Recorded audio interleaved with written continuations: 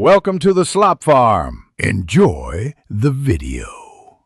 In this video, I will compare the Toyota Supra and Kia Stinger GT. Let's dive into how these two distinct vehicles stack up against each other. The Supra is a pure sports car, built for thrilling drives and agile handling. In contrast, the Stinger GT blends performance with the practicality of a four-door sedan, making it a versatile option for many drivers. We'll explore their key differences to help you decide which one is better suited for your needs. When it comes to performance, the Supra typically boasts a turbocharged 3.0-liter inline-six engine, delivering quick acceleration and a thrilling exhaust note. Its lighter weight contributes to incredibly sharp handling and a more connected feel to the road.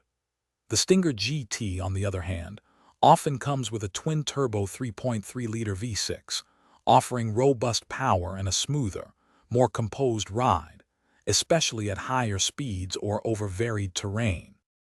Inside, the Supra is a dedicated two-seater, prioritizing a driver-centric cockpit and premium materials, but with minimal cargo space.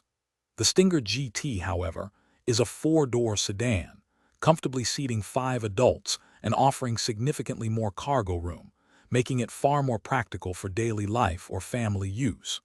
The Stinger GT also tends to offer a broader array of advanced technology and driver assistance features as standard.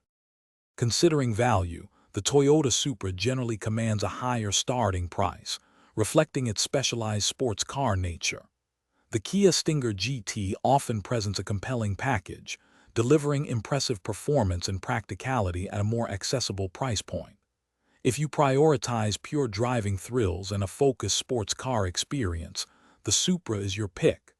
But if you need a powerful, stylish, and practical daily driver, the Stinger GT is an excellent choice. Thanks for watching. Consider subscribing if we helped you today.